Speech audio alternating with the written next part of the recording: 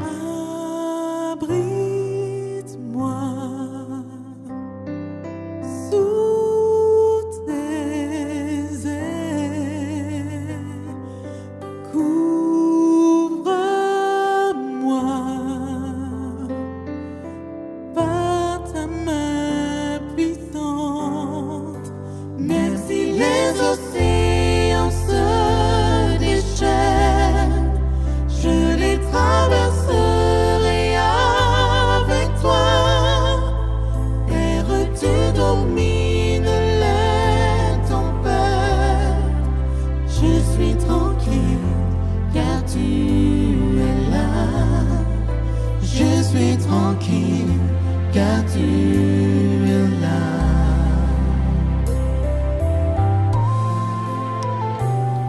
En Jésus seul, je me confie. Il me donne force, calme et puissance. Même si les océans se déchaînent, je les traverserai avec toi. Père, tu domines les tempêtes. Je suis tranquille, car tu es là. Je suis tranquille, car tu es là. Même si les océans se déchaînent, je les traverserai avec toi. Père, tu domines les tempêtes. Je suis tranquille, car tu es là. Je suis tranquille, car tu es là. Je suis tranquille, car tu es là.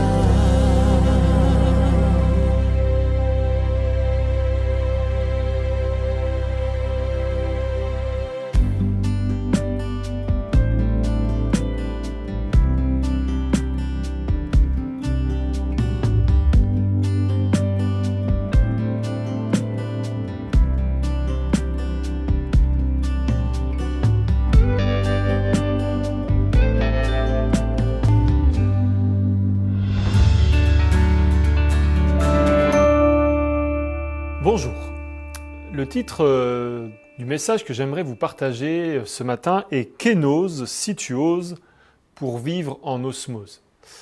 Ce titre va peut-être vous interpeller, pour certains vous faire penser à un texte biblique qui va en tout cas être le support de mon partage. J'aimerais prendre avec vous Philippiens 2, à partir du verset 6. « Lui qui était vraiment divin, il ne s'est pas prévalu d'un rang d'égalité avec Dieu, mais il s'est vidé de lui-même, en se faisant vraiment esclave. En devenant semblable aux humains, reconnu à son aspect comme humain, il s'est abaissé lui-même en devenant obéissant jusqu'à la mort sur la croix. C'est pourquoi Dieu l'a souverainement élevé et lui a accordé le nom qui est au-dessus de tout nom, pour qu'au nom de Jésus, tout genou fléchisse dans les cieux, sur la terre et sous la terre, et que toute langue reconnaisse que Jésus-Christ est le Dieu et le Seigneur à la gloire de Dieu le Père. » Ce texte, connu justement autour de cette notion de kénose, est certainement un texte liturgique, un poème que Paul utilise ici pour nous parler de ce que Jésus-Christ a fait. L'intérêt d'utiliser cette forme littéraire est vraiment de mettre en valeur ce que Jésus a pu faire. Ce mot kénos vient du grec kénosis et c'est le verbe qui est utilisé au verset 6 quand il est dit « il s'est vidé de lui-même ». C'est la référence à un objet ou à quelque chose qui est vide. On a une littérature très très abondante sur ce texte qui en tout cas essaye d'expliquer, de décrire cet acte extraordinaire que Jésus-Christ a pu faire et dont nous sommes bénéficiaires. Comme tout texte parfois un peu compliqué, c'est difficilement explicable, ça donne aussi lieu à de nombreuses interprétations et ce matin, j'aimerais pas trop en tout cas m'étendre là-dessus. Mais j'aimerais en tout cas prendre ce texte qui en tout cas met en avant un double mouvement. On a d'abord une descente et une montée dont Jésus est l'acteur. Du verset 6 au verset 8, on nous présente cette descente d'un Jésus qui était divin et qui va aller jusqu'à la mort. Et enfin, au verset 9, et le texte nous montre que c'est une conséquence, puisque on a cette petite formule « c'est pourquoi », une montée ou en tout cas une remontée d'un Jésus qui retrouve comme un statut, une condition qu'il avait pu avoir au début de ce texte. Au centre de ce texte, cette kénose, cet acte que Jésus va vivre volontairement. Jésus était donc préexistant, il était Dieu, c'est ce que par exemple l'évangile de Jean met en avant. Mais à un moment, il va faire un choix volontaire. Lui qui était divin, égal de Dieu, va volontairement choisir de vivre quelque chose. Le texte utilise plusieurs expressions, plusieurs verbes. Tout d'abord, il ne s'est pas prévalu. Si on regarde un peu cette expression, on comprend qu'il n'a pas pris pour lui, il n'a pas fait valoir quelque chose, il n'a pas voulu garder à tout prix. En fait, ici, Paul nous dit que Jésus avait quelque chose qui avait de la valeur et il y a renoncé. Quelque chose qui était important à tel point que ce côté important, c'est sa divinité. Jésus va renoncer à quelque chose qui a de la valeur pour faire autre chose, pour vivre autre chose, pour être dans une autre condition. Premier élément. Deuxième élément, il s'est vidé de lui-même. Quand vous regardez aussi de nouveau parfois les différentes traductions, on a parlé de dépouillement, de renoncement. En fait, Jésus est toujours le même, mais à un moment, il choisit de changer sa condition. Il était vraiment divin, c'est une réalité, et tout d'un coup, il devient vraiment esclave. Il vient se mettre au service. Il y a l'idée d'un abaissement, d'une obéissance qui est évoquée aussi un peu plus loin dans le texte. C'est toujours Jésus, mais sa condition change. De divin, il se fait esclave, semblable aux humains. On trouve là des liens possibles de nouveau, et je l'évoquais tout à l'heure avec l'évangile de Jean, où on nous parle de cette parole qui se fait chair, de cette incarnation. On voit aussi des références certainement aux serviteurs souffrants d'Ésaïe. Ici, ce que Paul met en avant à travers cet hymne, ce poème qui était peut-être même utilisé déjà couramment dans l'Église, c'est la fragilité. Jésus ici fait le choix de renoncer à une condition divine, une condition de toute puissance pour se faire esclave, fragile. Et cette fragilité va l'amener dans une démarche d'obéissance à s'abaisser lui-même jusqu'au bout. Il est intéressant de marquer et de remarquer que c'est Jésus lui-même qui le fait. C'est un choix volontaire. C'est pas quelqu'un qui vient lui dire ce qu'il doit faire, mais il choisit de vivre cela. La deuxième partie du texte, cette idée après cette descente, cette montée, en fait, est vraiment présentée comme la conséquence. Si dans la deuxième partie du texte, Jésus est le bénéficiaire, c'est parce que cette fois, c'est Dieu qui fait. Il est élevé au-dessus. celui qui s'était abaissé est élevé par Dieu. Et paradoxalement, il y a un autre mouvement, un mouvement d'abaissement dans ce texte, puisque les genoux vont se fléchir à son nom quand son nom est prononcé. Il y a un autre élément qui me frappe dans cette deuxième partie aussi, c'est l'idée d'une reconnaissance. En fait, quand on va entendre le nom de Jésus, les langues vont reconnaître que Jésus-Christ est le Seigneur Dieu à la gloire de Dieu le Père, c'est le verset 11. Tout d'un coup, Jésus, à travers ce qu'il a vécu, à travers ce renoncement, ce dépouillement, cette kénose, vient révéler le vrai caractère de Dieu. En se vidant, en s'abaissant, en renaissant à sa condition divine, il vient nous montrer qui est réellement Dieu. Un Dieu qui est prêt à aller jusqu'au bout pour se faire connaître à l'humanité. Ce double mouvement, descente et remontée. Et on pourrait encore prendre beaucoup de temps pour, justement détailler ce que Jésus fait. Mais ce qui est intéressant, c'est que ce texte est dans un contexte qu'il faut prendre en compte. Ici, Paul n'est pas seulement en train de mettre en avant ce que Jésus a fait. Il nous invite, et on peut lire le verset 5, « Ayez entre vous les dispositions qui sont en Jésus-Christ ». Et c'est à partir de là qu'il développe cette explication autour de cette fameuse kénose. Il interpelle ses lecteurs, ces gens de Philippe, à dire « Maintenant, vous avez un exemple. Voilà ce que Jésus-Christ a fait. Maintenant, vous avez, vous, à votre tour, à vivre de la même manière. » Parce que dans les versets qui précèdent, il est question du vivre ensemble, de la dimension communautaire de l'Église. Comment est-ce que ensemble, tous ensemble, nous vivons? Et ici, Paul me rappelle que mon vécu de croyant va prendre exemple en Jésus-Christ. En fin de compte, l'exemple de Jésus-Christ est un exemple pour moi, une invitation à mettre en pratique la même chose que ce que Jésus a fait. Et quand on regarde un peu les éléments qui apparaissent à partir du verset 1 et jusqu'au verset 4, il est invité à avoir un même amour, une même âme, une même pensée en étant bien d'accord. Verset 3, ne faites rien par ambition personnelle ni par vanité. Avec humilité, au contraire, estimez les autres supérieurs à vous-même. Que chacun, au lieu de regarder à ce qui lui est propre, s'intéresse plutôt aux autres. Dans cette dimension du bien vivre ensemble, Paul m'invite à être attentif à l'autre. Je ne suis pas tout seul. Et c'est intéressant de prendre en compte cet élément-là, puisque parfois on imagine que ma vie de croyant, elle est très personnelle. Je vis ma vie spirituelle, parfois de manière un peu seule. Ici, Paul me dit que je ne suis pas tout seul. Il y a d'autres, il y a une communion, une communauté, un groupe de personnes. Et tous ensemble, nous sommes invités à bien vivre les uns avec les autres, en prenant en compte que l'autre est là.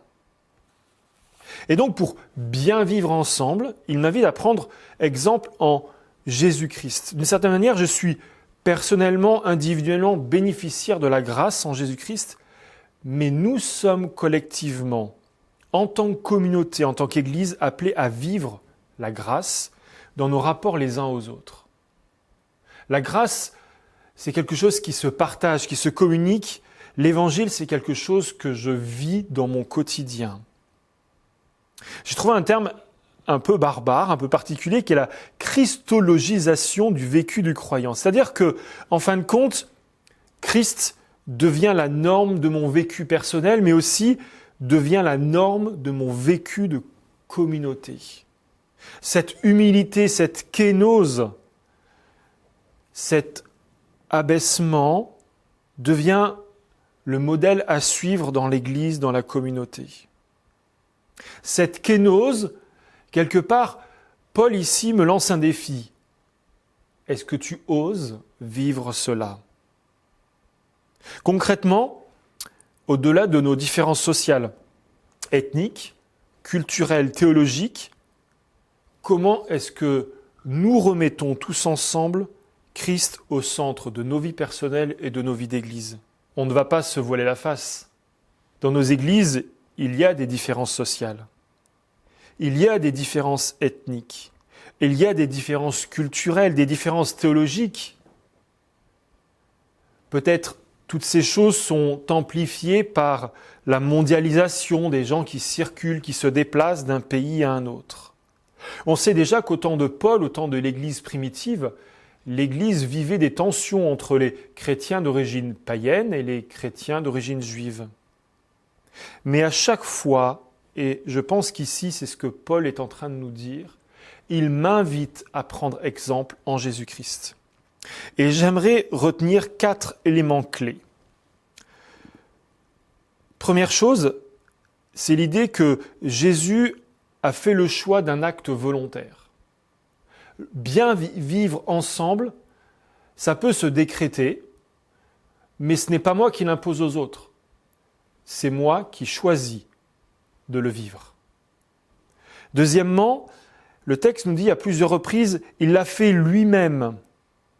Et de nouveau, ça c'est intéressant de se dire que je ne vais pas attendre sur l'autre pour faire cela.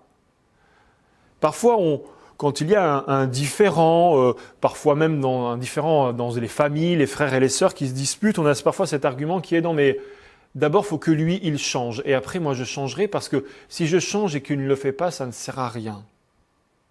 Ne pas attendre de l'autre parce que si nous sommes tout le temps en train d'attendre de l'autre qu'il le fasse, la situation ne changera pas. À un moment, je dois, moi, volontairement, et je rappelle cette idée, faire le choix par moi-même de vouloir changer quelque chose. Si je veux que tous ensemble, nous puissions vivre dans cette bonne ambiance, dans ce bon vécu communautaire, ça commence par moi. Qu'est-ce que je vais faire moi ? Troisième idée, il y a l'idée de ce renoncement, le renoncement d'une condition, d'un statut, des ambitions. Vous avez peut-être croisé dans votre vécu, dans vos vécus d'église, des gens qui cherchent à avoir des postes, qui ont des ambitions. Ici, rien de tout cela. Au contraire, à l'exemple de Jésus, nous sommes invités à nous questionner sur les choses auxquelles nous allons peut-être renoncer. Qu'est-ce que je vais être prêt à mettre de côté pour que nous puissions ensemble bien vivre cette communion et cette communauté ? Des conditions, des statuts, des ambitions. Et je retiens ce 4e et dernier point qui est qu'est-ce que cela va produire ? La conséquence. Nous avons vu que dans les versets 9 à 11, à la fin, il y a l'idée que ce que Jésus a vécu et a fait révèle le caractère de Dieu. Les difficultés liées aux différences sociales, ethniques, culturelles, théologiques ne touchent pas seulement l'Église, mais touchent toute la société. D'une certaine manière, le bien vivre ensemble devient le message que nous pouvons montrer à la société. Dans une société où nous cristallisons les différences, où si je ne suis pas de la même ethnie, de la même culture, si je n'ai pas le même statut social, il est toujours difficile d'être en relation les uns avec les autres. Paul ici me dit, dans l'Église, on accepte les différences et on fait avec. Parce qu'ici, notre exemple, c'est Jésus-Christ. Parce que ici, nous acceptons de vivre comme Jésus. Parce que ici, nous faisons le choix d'essayer de bien vivre ensemble. Et en faisant ce choix tous ensemble, cet acte volontaire, nous sommes en train d'une certaine manière de révéler le caractère de Dieu. D'un Dieu qui accepte les uns les autres, quelle que soit leur origine sociale, ethnique, culturelle, théologique. Nous sommes appelés à mettre en pratique ce que Jésus a vécu pour bien vivre ensemble. Alors, sommes-nous prêts à relever ce défi de la kénose, Sommes-nous prêts à oser à vivre cette kénose? Si oui, ici Paul nous dit que nous pourrons, ça ne veut pas dire que ça sera facile, mais que nous pourrons ensemble vivre en osmose. C'est en tout cas ma prière et mon souhait pour chacune et chacun d'entre vous, que ce soit dans des grandes ou petites communautés, qu'ensemble nous puissions remettre pleinement Christ au centre de nos vies personnelles, de nos vies communautaires, pour vivre cette beauté du bien vivre ensemble. Que Dieu vous bénisse. Merci au pasteur Samuel Dinsenmeyer qui nous a invités à oser vivre la kénose pour vivre ensemble en osmose, à mettre en pratique ce que Jésus a vécu pour bien vivre ensemble. Une pratique d'ailleurs que nous avons est de rendre nos dîmes et nos offrandes. Nous pouvons le faire maintenant.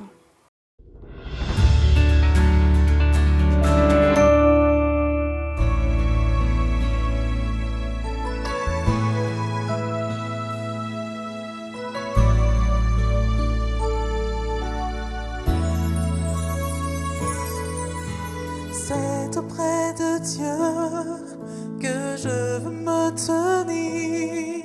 Il est mon Seigneur, mon roi. C'est auprès de Dieu que je peux ressentir tout l'amour qu'il a pour moi. C'est auprès de Dieu que je voudrais grandir, entendre le son de sa voix.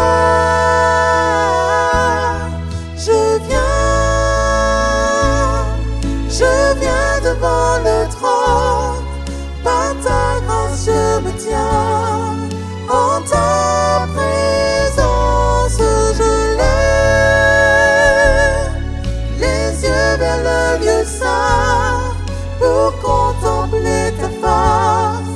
Je veux rester près de toi.